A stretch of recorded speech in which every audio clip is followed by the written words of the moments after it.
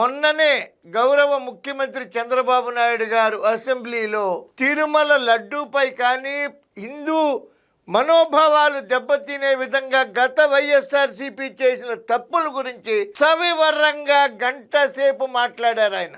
రామతీర్థంలో తల నరకడం మొదలు పెట్టుకుని 7 కొండలు కాదు 2 కొండలు అంటూ సిట్ రిపోర్టు ప్రకారం తిరుపతిలో లడ్డూలో జరిగిన అడల్ట్రేషన్ గురించి కానీ తర్వాత బ్రిటిష్ వాళ్ళు కూడా తిరుపతి జోలికి వెళ్ళలేదు. అయినా వైఎస్ఆర్సీపీ ప్రభుత్వం వెళ్ళింది. 60 లక్షల లడ్డూలు 234 కోట్లు, 60 లక్షల లీటర్ల నెయ్యి 234 కోట్లు క్యాష్, అదే విధంగా 20 కోట్ల లడ్డూల్లో అవినీతి జరిగింది.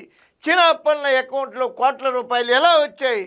అన్యమత ప్రచారం చేసి తిరుపతి టిక్కెట్ల వెనకాల క్రైస్తవ ప్రచారం జరగలేదా? అదే విధంగా లేని పింక్ డైమండ్ని సృష్టించలేదా? అలాగే పరకామణిలో చోరీ జరగలేదా? తిరుమల డిక్లరేషన్ ఎందుకు క్యాన్సిల్ చేశారు? ఎంతో పవిత్రమైనటువంటి తిరుపతే కాదు, మన గురువాయూరులోని అన్ని చోట్ల కూడా డిక్లరేషన్ ఇచ్చి దర్శనం చేసుకోవాలి.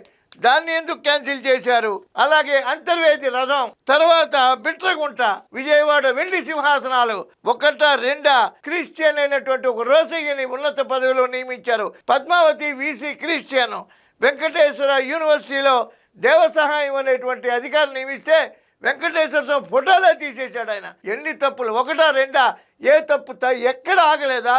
మీకెవరు శిశుపాలుడు మీకు ఆదర్శమా?